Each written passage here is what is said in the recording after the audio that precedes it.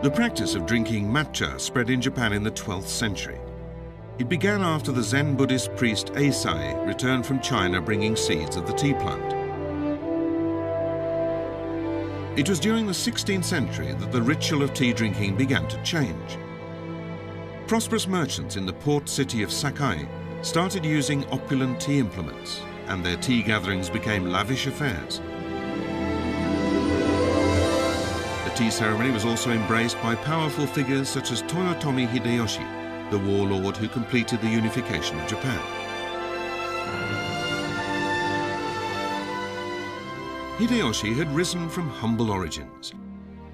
As a way to show off his authority, he created an extravagant tea room covered entirely in gold, in which he held tea gatherings.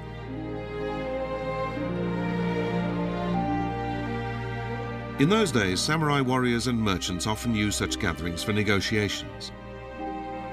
Tea ceremonies were an opportunity for them to boast of their power by exhibiting the expensive tea implements they owned.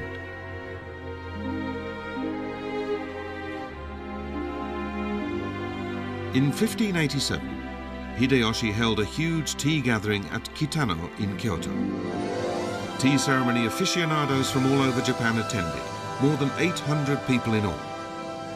Hideyoshi made his golden tea room the center of the event, displaying his precious tea implements.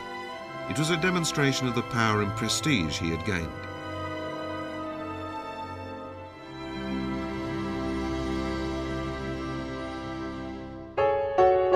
But one tea master made a stand against all this opulence: Sen no Rikyu, the pivotal figure in the development of the tea ceremony in Japan. According to Rikyu, the essential aspect of the tea ceremony was to establish a sense of closeness between the host and the guests.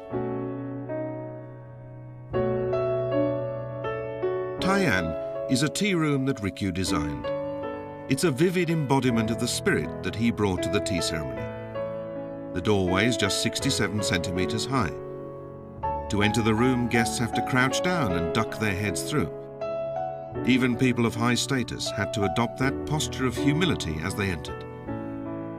Rikyu believed that a tea gathering should be a place where relations between people are unaffected by differences in rank and status.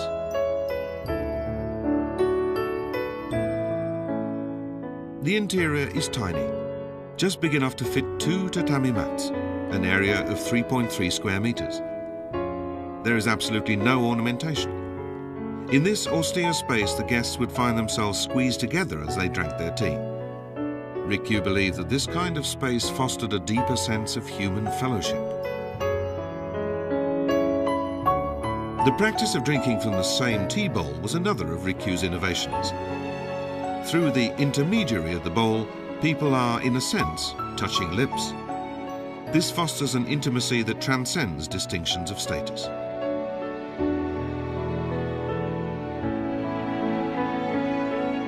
Rikyu left this quote: "Let the tea be simple and your hospitality heartfelt." Tea without frills, tea served from the heart. This is the way to truly make your guests feel welcome. It's simple and yet very profound. That's what Rikyu sought in the tea ceremony.